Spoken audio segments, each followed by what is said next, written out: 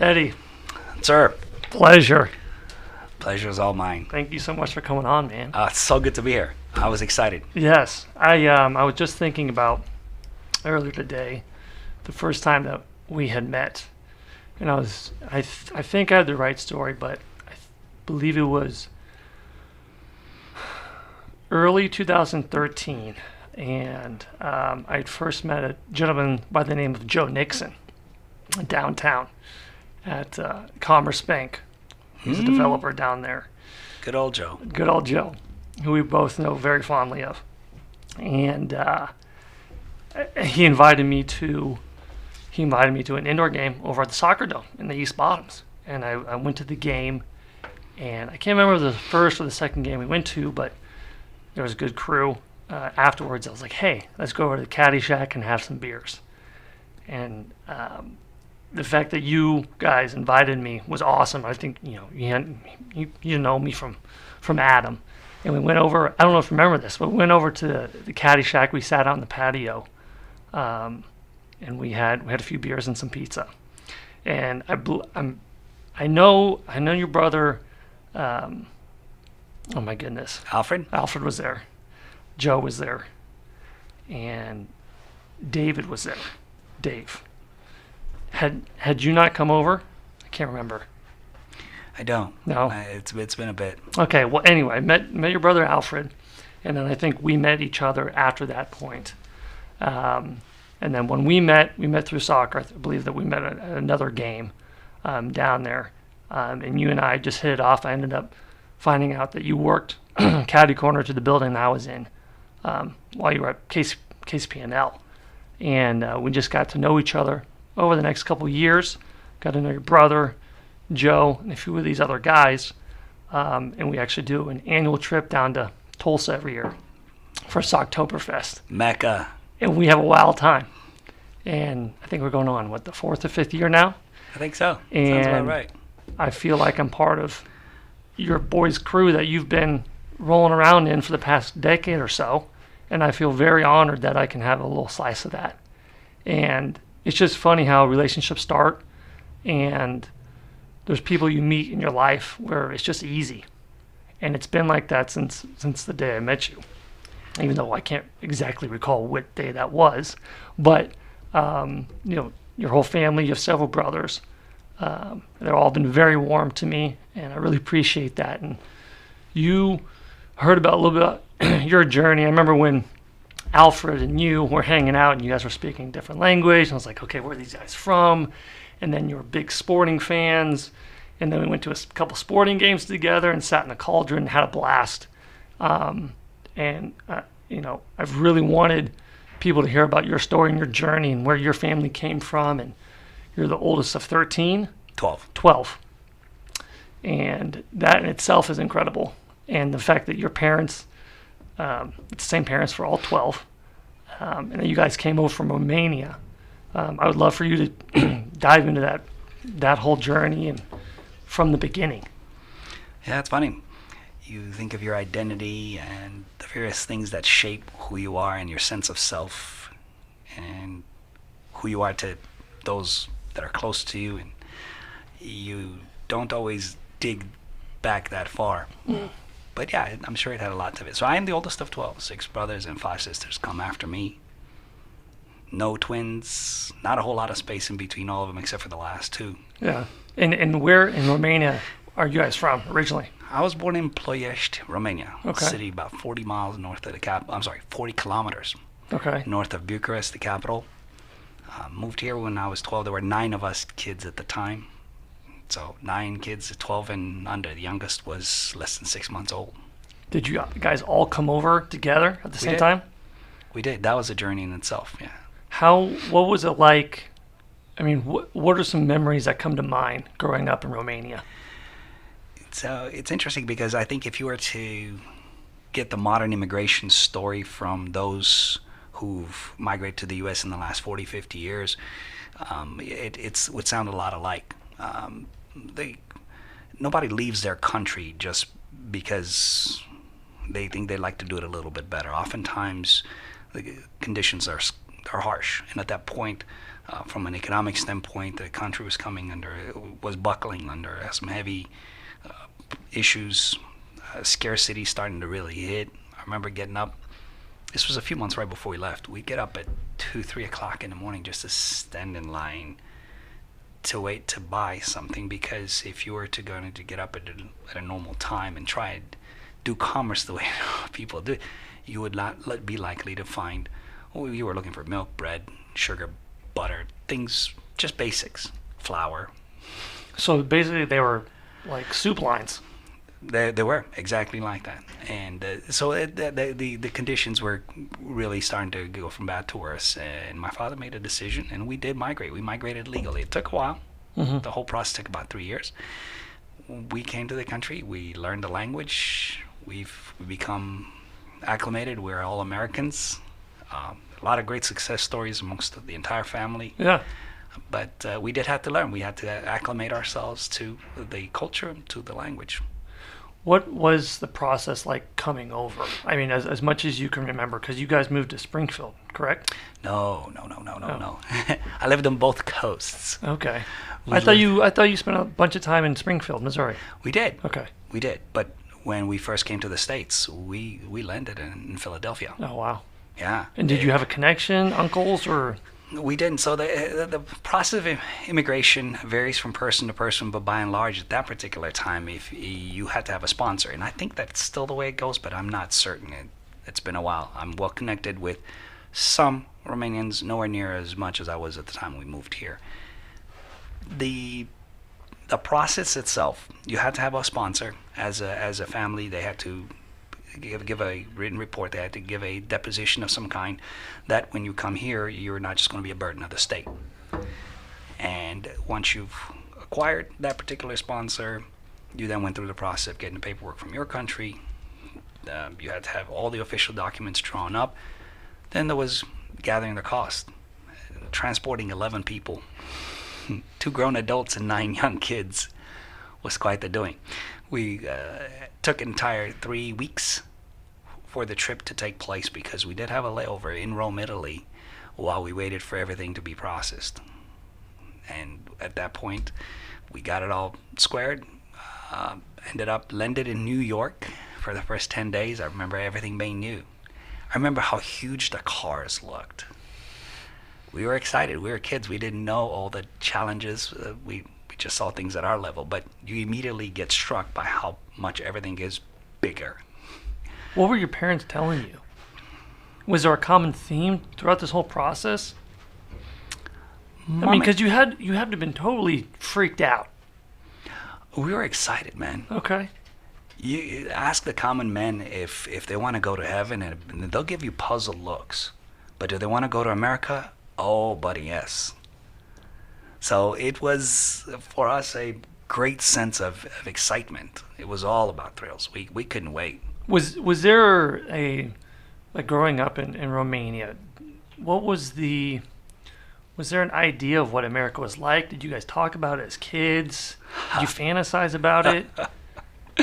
Have you ever seen the movie An American Tale? It's a Disney movie. Go back. It's probably 25 years old, okay. Maybe 30. There's a song in there, and my background was music. I don't know if I ever shared with you. I was a vocal performance major. I know you played the accordion. I played multiple instruments. Nice. American Tale, the main character is Five-O the Mouse. And at one point they sing this song called There Are No Cats in America. And the song says basically there are no cats in America and the streets are paved with cheese. They make it sound like it's very utopian type of place you go to. And of course those are all rumors that are meant to be false. But yeah, we heard outlandish stories.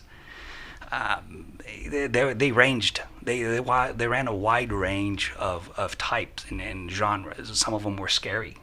Hey, be careful. There's drug pushers. There's drug users. You will get hooked. Drugs is bad. They were, oh my God, it's so easy to make money in America. Oh, people leave their cars in the middle of the street and they just drive and find others. There are no sidewalks in America. You have to walk in the middle of the street. Just weird things. Everything. It ran the gamut, but it sounded like it was an exciting place to be. And the land of opportunity was one thing that most everyone would chime in some fashion. Right. So you originally fly into New York, We did. and you find your way to Philly.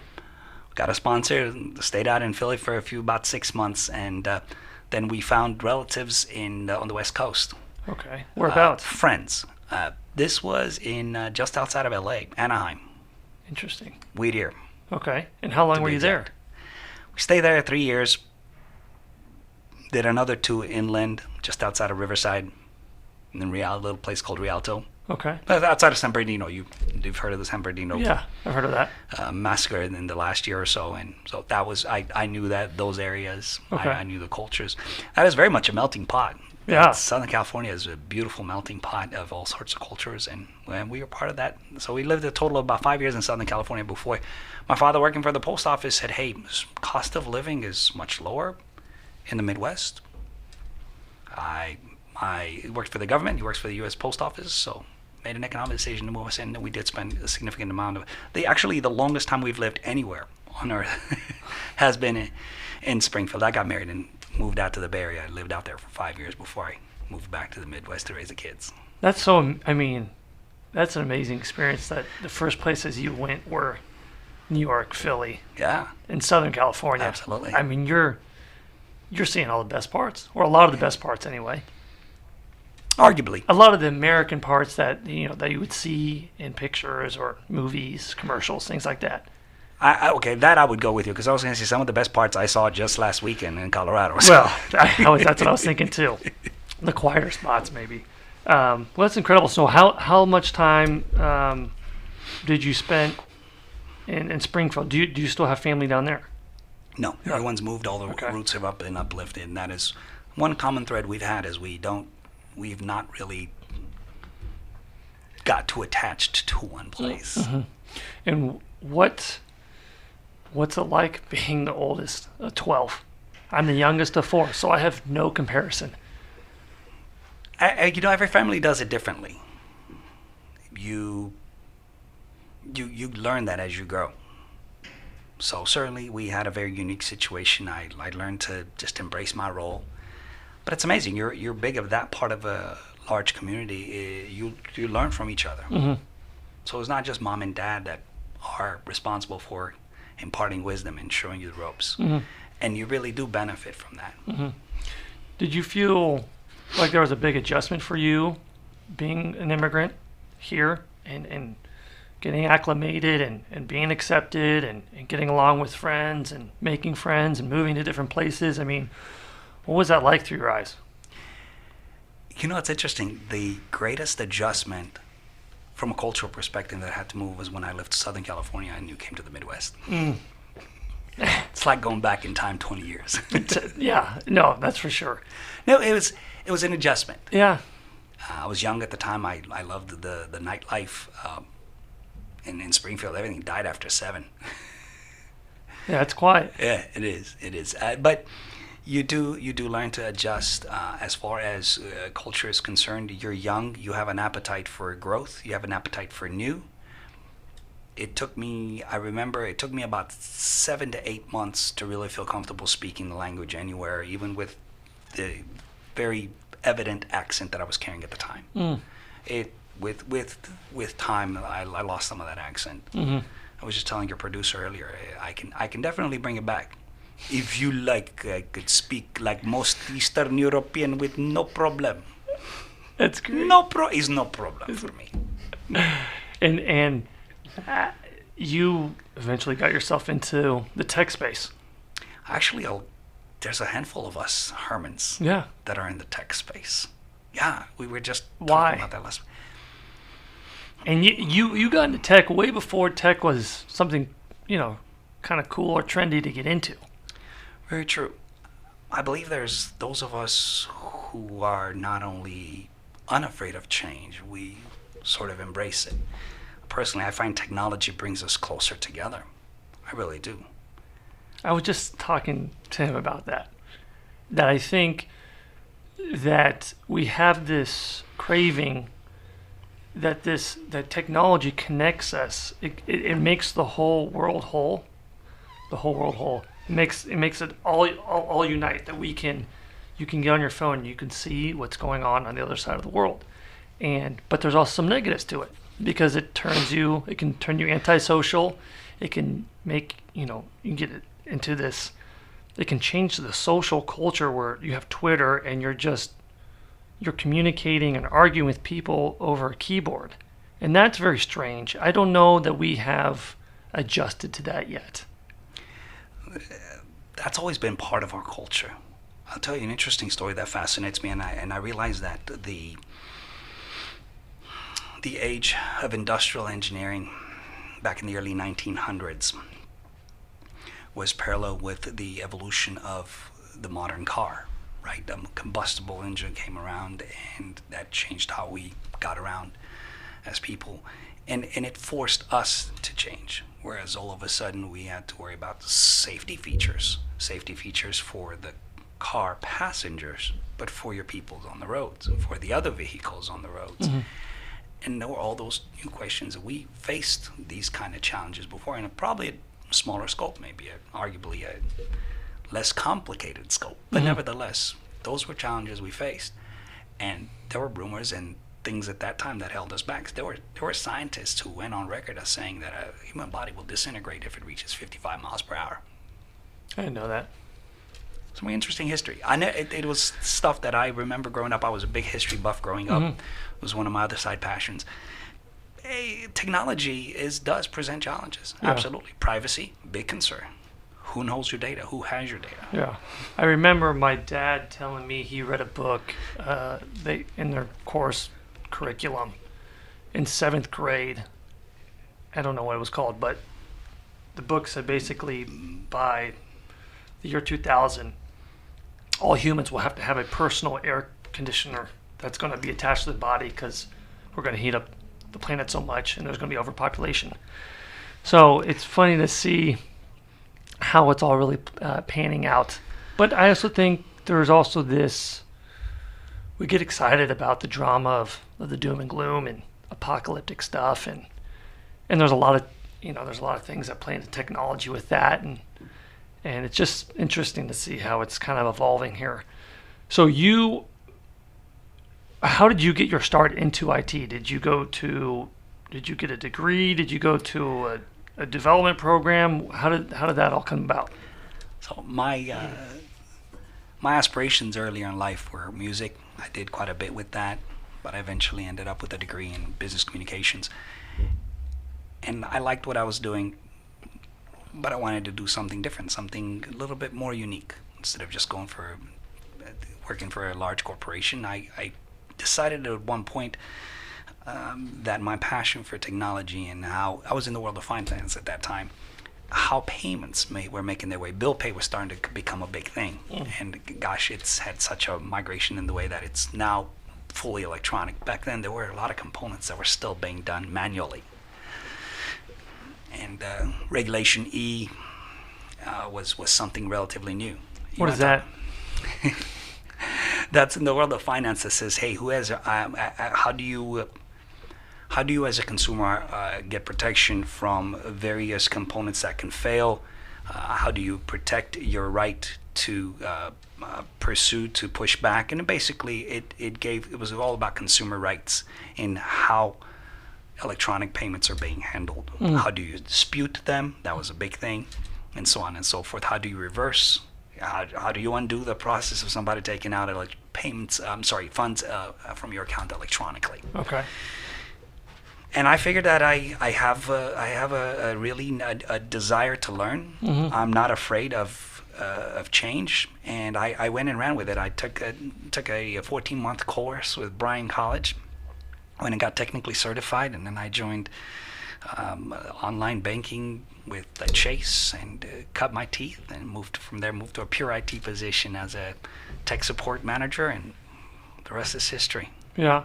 So, and you've been in the utility industry for how many years now? About 5 years. About 5 years. And how has... Are you seeing that the utility industry, because it's obviously very niche and there's not a lot of utility companies out there, there's usually only one or two per state, and they're federally, regulated and mandated, and they must feel like a government entity. But how has utility industry um, meshed with tech, with technology? So there's a incredible amount of work afoot, and a lot of companies are really making a lot of headway into this space that haven't. There's new players to the table regularly because the utilities field has been behind from a technology perspective, has been behind the curve for quite some time. And it's one of those typical approaches that business will make. Hey, it's not broke. I don't need to fix it. However, the government is really streamlined, and it's taken a very close look at how it needs to maintain the security of its infrastructure overall. And a handful of regulatory boards, or a handful of regulatory entities, such as NERC, such as the gosh, it's escaped me now. The National Tech.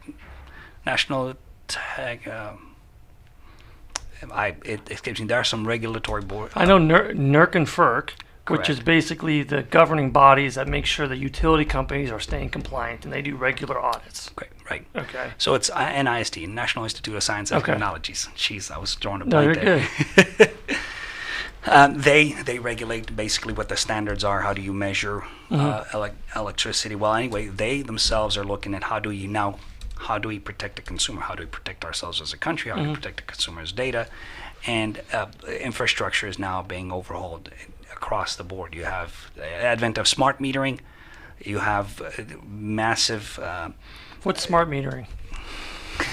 Smart metering is basically whereas your computer was just a simple, so it's a very simple cash register that you would set in a place, and you would have to physically access to grab the data. You'd have a meter reader. Remember, somebody would come around to your house to read your meter. Yeah. All of that is now being automated, including the capability of shutting off the meter. Okay. But there's more than that. It allows the utility to really control, to get an idea of how to manage its entire distribution operations, its transmissions capability. It takes our industry to a whole new level. What do you I would take the recent snowstorm we got, 2 weeks ago. And people, I mean, Kansas City gets a snowstorm like that, once a decade, maybe more. How do you see the utility companies change how they handle natural disasters like that from a tech standpoint? Because to me, it just seemed inefficient, because you have every single time. I mean, you have thousands and thousands of people reporting outages. You'll get one street where every single person is putting in a ticket, essentially. I mean, you only need one ticket per neighborhood or per street. Doesn't it, all those tickets cram up the system, backlog the system, and like, how do you, I just feel like there'd be a more efficient way to get messages out to the public with the utility companies. I don't know. Do you have any insight on that? I do. So there's an entire genre, if you please, in the utility space that handles this. Every utility will have a special segment of their operations dedicated to it. Evergy, former KCPL, now Evergy, has an outage management system they spent quite a pretty penny in deploying, and it's pretty sophisticated, and the people that are on it are very knowledgeable. They're extremely helpful. Behind the scenes, the operation is very smooth, and there are a lot of wheels that make it go round.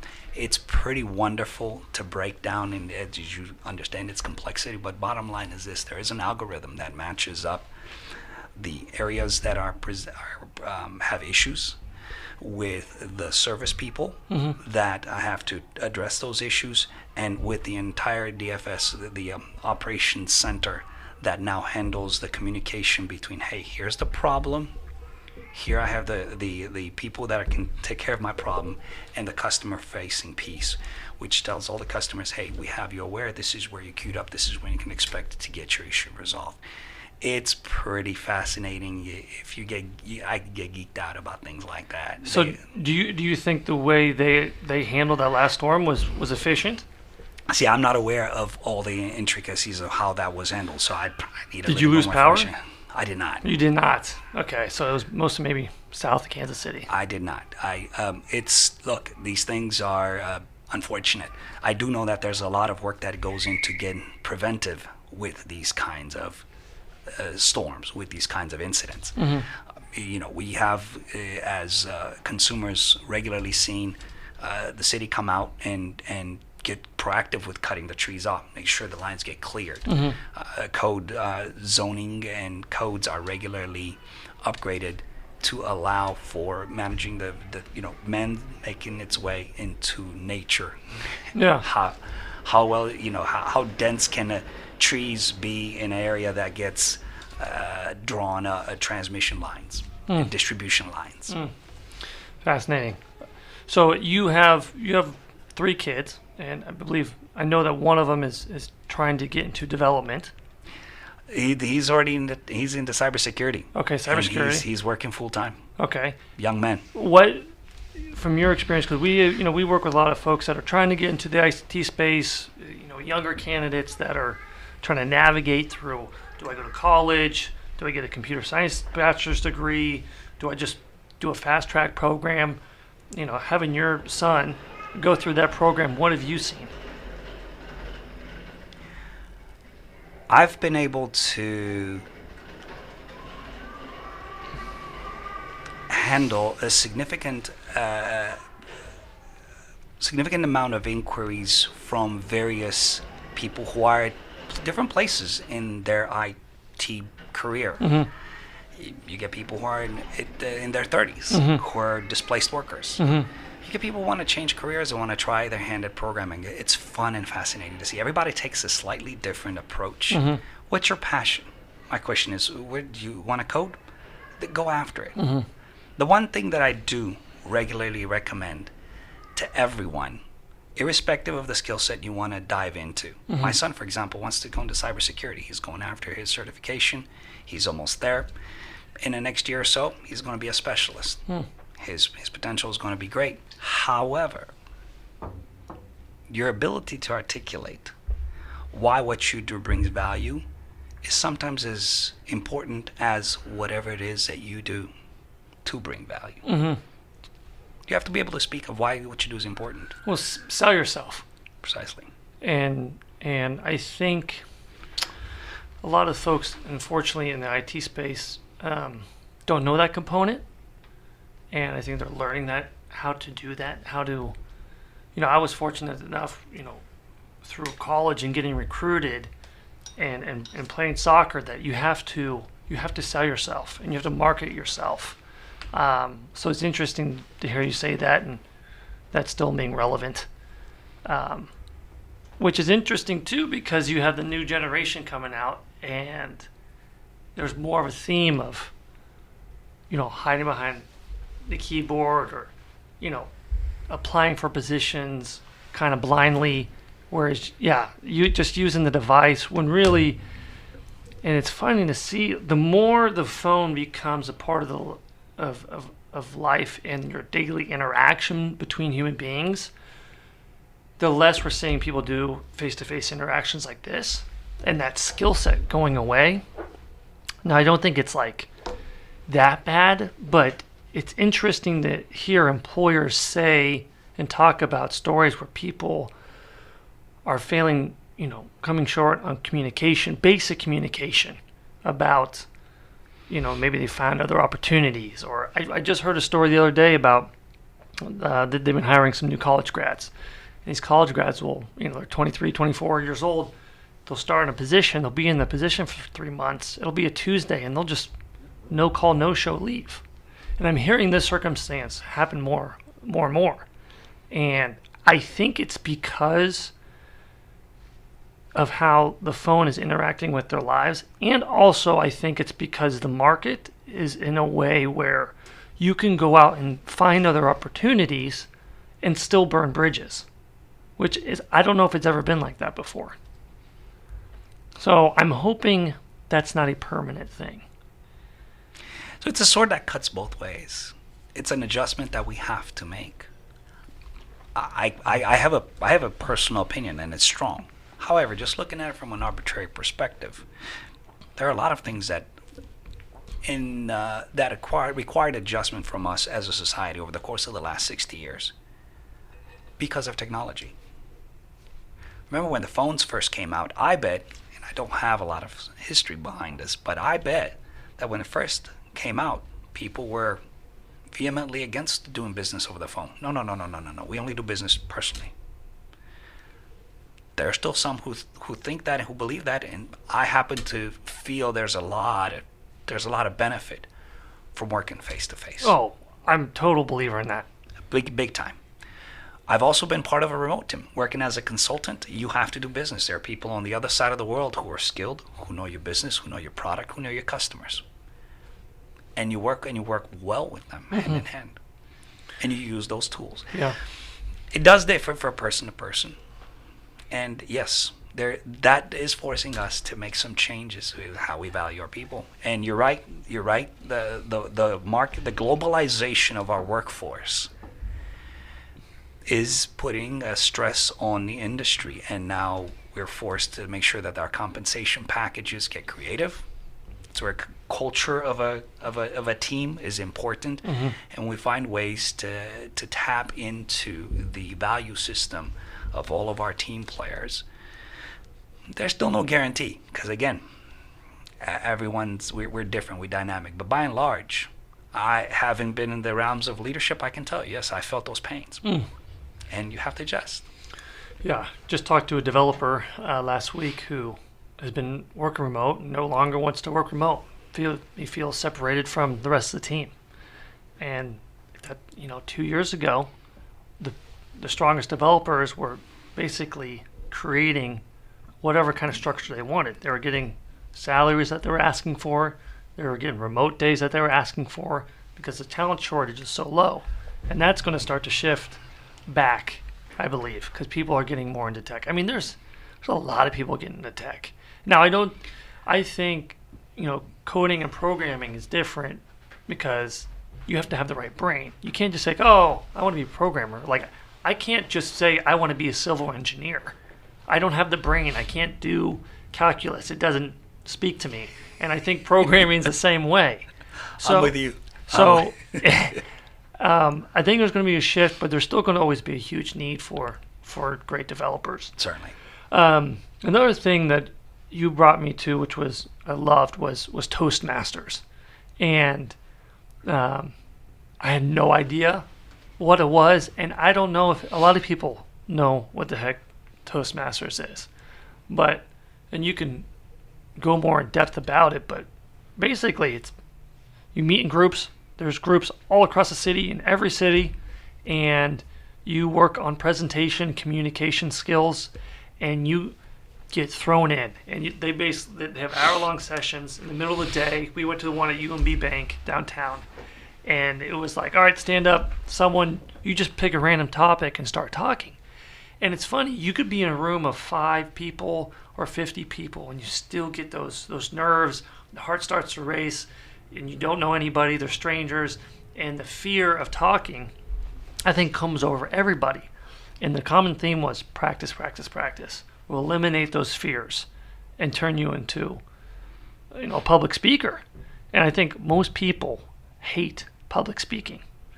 I mean, when I give a speech at a wedding or something like that, I mean, I'm not particularly looking forward to it. And neither is any of my siblings or my parents. None of us really like to do it. But it's an incredible skill set to have.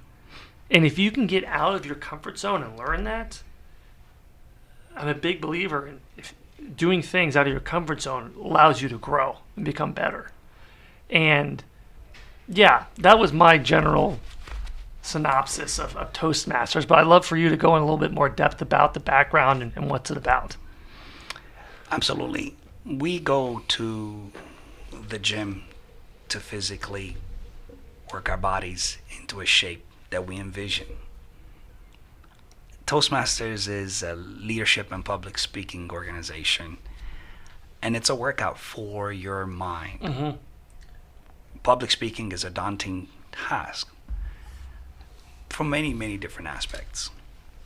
Whether you just want to be able to better express yourself, whether you want to be able to present a topic, or whether you want to get to be a fairly good negotiator. There are so many different aspects of how to manage your emotions when it's time to open your mouth. Yeah. And Toastmasters is incredible about that. They're in over 130 different countries. I believe over 70 languages. There are 25 or so clubs here in Kansas City Metro alone. Wow. Correct. The place we went to was Professionally Speaking in downtown. Clubs meet at all times of the day and evening. There are clubs that meet early in the morning before work, clubs that meet during lunch in the evening. The construct for me has been extremely helpful from the basic aspect of wanting to make sure the message that I have in my mind is the same message that I'm putting out. It's the same message that's being received. Leaving a little room to interpretation as to what your overall scope is and motivation. It's an incredible process. Yeah. Well, it makes you a confident person. If you can get over, once you can get over the nervousness of public speaking, it's fun. Because you have you're holding the attention of many people. And it's a powerful thing to have. Everybody does it for different reasons. You'd be surprised. Not everybody who comes to Toastmasters wants the spotlight. There are some who still prefer to be in the shadows. There are some who lead by simply taking on a role that serves others a little bit further outside of the spotlight. But everybody wants to move outside of themselves. Picture, if you would, when you go to the gym. There's some guys who work with heavy weights. Yep. There's some guys who are just, or gals, right? They're gals who, lift weights.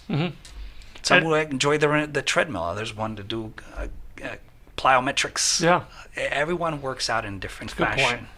So too is Toastmasters.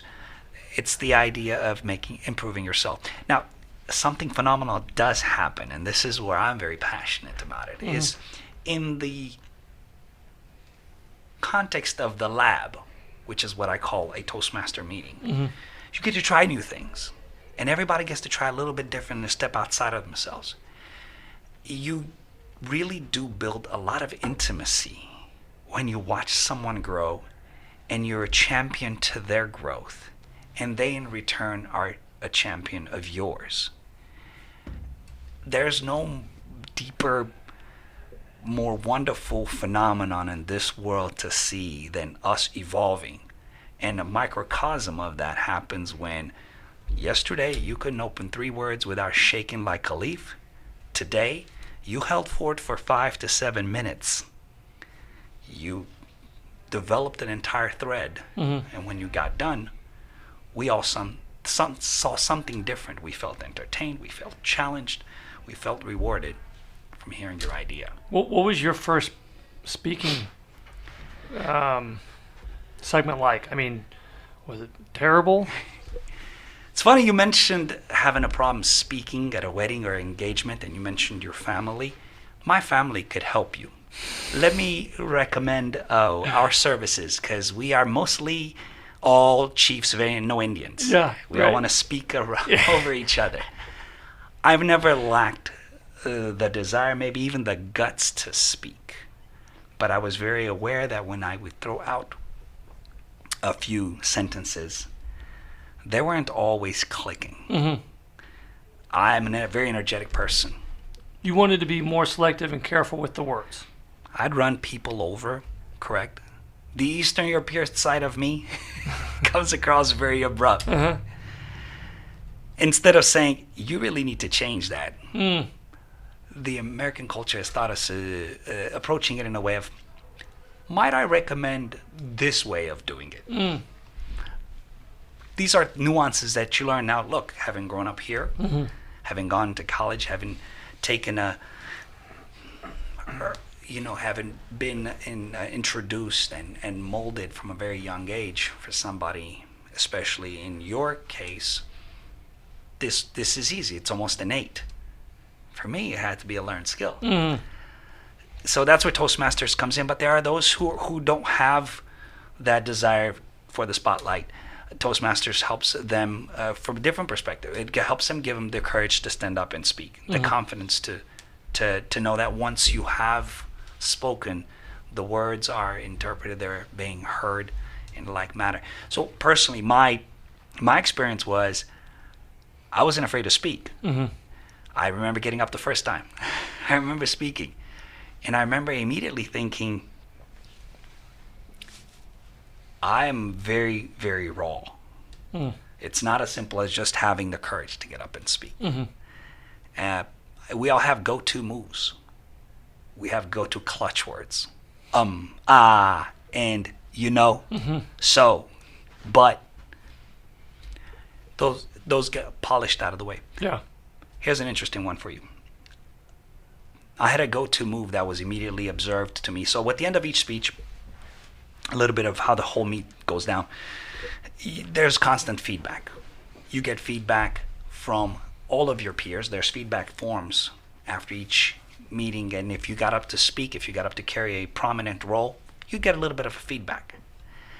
If you speak, if you get up to give an organized speech, you actually have an evaluator that gets up for 2 to 3 minutes, and that evaluator evaluates your speech for all to hear.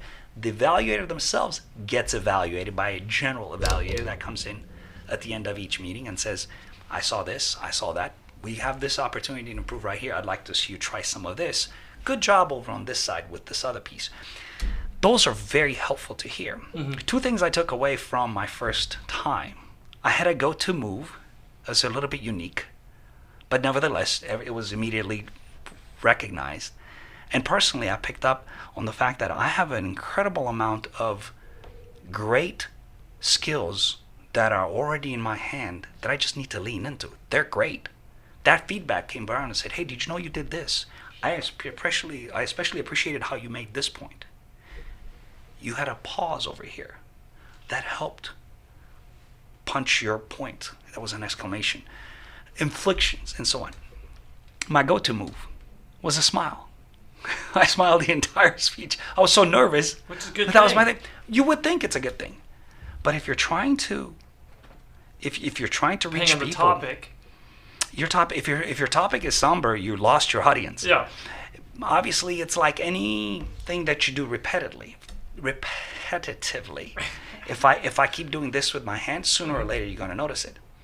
I used to say, my father's a minister, and I would regularly sit back and watch him, and every now and then I'd pick up on a go-to move. It's funny because I've watched him for years and years and years. I saw him, he had a funny one that he picked up. I don't know where, but I know that he was doing it, and I had to ask him to stop because he's been blessed with a prominent schnoz. And he kept bringing his hand up to his face and flicking it. Oh. Yeah. I don't care what kind of message you have. He was a preacher. Yeah. I don't care what kind of message you have. You keep doing this to your face. So, and what's so incredibly valuable about Toastmasters is that where are you going to get that kind of feedback about these little quirks you do? I mean, it's hard to find corporate companies where you're going to get up and stand in front of your peers and then they're going to give you this kind of critical feedback to make you a better presenter or speaker or communicator. It's almost like, I mean, it's so beneficial that you've been doing Toastmasters, and I can just tell over the past 5 years knowing you that the way you speak and communicate is more effective, it's more direct, and it's more efficient. So I think it's a beautiful thing. I think it's incredible that you're doing it. More people should do it. I want to change subjects a little bit and get your opinion. I want to try to stay away from politics as much as possible and stay away from the current administration. But I want to talk a little bit about immigration. You obviously went through it extensively as a kid. There are many children trying to come over, going through the process or not going through the process. What is your overall opinion about it? Do you have an opinion? Like what? How do you feel about like the current state of immigration of people trying to come to the United States, 2019? Because it's easy for people who've been here for a generation, a couple of generations, to have an opinion on it and say, well, you just can't come in here. But none of us know what it's like growing up in a communist government. I mean, you just don't know until you live it. And so I just want to hear your opinion on it. We have a system that, by and large, it works. It's not perfect. I have a personal friend and a newfound mentor that has her husband is South African. Mm. His parents are South African. They've been in this country for 5 years. All three of them recently have obtained their citizenship. System works. It could always be improved. It's overworked. It's underserved. It could use some tweaks. We have to stay away from judging all of our immigration system through a lot of the loudest rhetoric of the day that's coming through the media. And look, that's fair. We are consumers. We need to get our information from somewhere. Unfortunately, it's usually the loudest voice that wins out. I don't think the system is perfect, but there are ways for people to be legally in this country, and there are ways for us to deal with those illegals, those that are here illegally. Our problem from an illegal standpoint is actually very much within the current system. I don't think the current system needs to be drastically modified. We need to throw a little bit more attention to it, but our issue is with expired visas, man. That's the biggest one, is somewhere out there we have people who at one point made their way into the country legally. We control our borders fairly well for the most part. Mm-hmm. Most people who come to the States do not come through The front door. They don't. Everybody comes. I'm sorry. They come through the front door. You are correct. Everybody comes through. They come through a port of call. They land in this country, or they come through a ship. You know, very few people come through our borders, and those that very few of our illegal problems are through the borders themselves. So immigration, my family made it here legally. I believe everybody who wants to be here is here legally. There are opinions that I have outside of that, but I think our system is not too far off. And again, there's reality of what exists, and you got to talk to those people who have to live it. And there are people who go through the process, who submit their paperwork. Yes, it's sometimes longer than it should be. It's a bit costly at times, relatively speaking, right? Because those who come to this country don't always have the means. Mm-hmm. So for them, $800 to get a hearing, that may be close to a month's worth of their salary. Yeah. Interesting. Do you, to have gone through the process legally and the right way, and when you see immigrants that are trying to cheat the system, shortcut the system, do you have any feelings on that? Everybody's got a different story. I work hard to make sure I don't throw a blanket statement over everybody. Mm-hmm. Yeah, I've been trying to do better with generalization of people. So let's get closer. I'll give you an example that you would appreciate. The kid's mom, my ex-wife, she's also Romanian, recently has signed up to be a translator for the Jackson County. She speaks Romanian. How many Romanians are there in Jackson County? I don't have those figures. You and your brother? I don't have those figures, but it's good for her. We get insight into some of the legal system. It's pretty cool. Recently, she was called on to translate for a kid, literal kid. He was 15, 16. Caught cracking into some... It got in trouble with the law. I'll leave it at that so we can keep her out of hot water. There were questions regarding the legality of with which he was here in the States. My personal feeling on that is pretty simple. You're not here. You're not contributing to the tax system. You're not here legally. I don't even want to spend time putting you through the court system. this is if Eddie had access to the law. That's not how the law works. The law is different. It's good that I don't make the law. But I'd have been like, I don't want to pay a dime Yeah. to put you through the legal system here. You are here illegally. You broke the law. You obviously have a disregard for the simplest of things, such as being legal in my country. But then you go and you rob everybody. It's costing me money. It's costing you money. And I'd like to see it removed. There are those who come here and try to stay below the radar, and they find employment illegally. Mm-hmm. I'm sorry, they find employment legally, but they do not have paper. Mm-hmm. So now my question is, where are the employers that hire these people? Where does that responsibility lie? And I don't know. I've lived in this country long enough to see a lot of different angles. I don't have one clear-cut explanation for it. I have feelings. Yeah. We all do. No, it's good. It's a great perspective. We all have feelings. Yeah. I'd rather hear your perspective than someone whose family's been here for 150 years. It doesn't have a perspective like you do. So, you know what? I'll tell you. I believe that my perspective is one that's probably closer to the one we should aspire to, because I've lived both sides. It's interesting that those of us who have come to this country, whether legally or illegally, but are now here legally, can really benefit in regularly managing that rhetoric and that dialogue to how do we improve the system? How do we get better? Mm-hmm. Without alienating, we want everybody. We have always been the land of opportunity. That part I like. And I don't. In some areas, I don't think it's anywhere near as bad as what we're getting fed in the way of the system and how it works. And in other areas, it's just as bad, if not worse. Pictures don't lie. There are certain things that shouldn't go on, and then there are certain things that go on that really don't get enough of a credit. We still are the land of opportunity. Always room for improvement. Lastly, what do the next couple years hold for Eddie Herman? Lots of changes going on for me, man. The kids are getting older.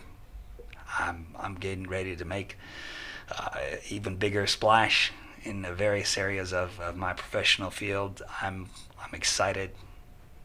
There's the world is mine. Mm-hmm. I really feel like I'm in the prime of my life. That's the awesome thing, is I have all the energy in the world. I now have some experience. I have skills, and I still have a desire. That's the other thing. At this stage of your life, to have this kind of passion and desire and not be jaded, feel that the world is your oyster.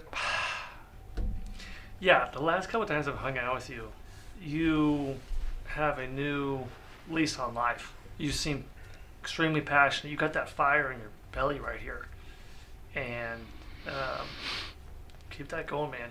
Oh, I appreciate it. I love that you're in my network. I love that we're great friends, and that we've met each other. Ditto. And we've gotten to this point, and I look forward to many more years of hanging out with you and drinking some beers. Absolutely. You know what was really the place where you and I became closer was when you were launching. Mm-hmm.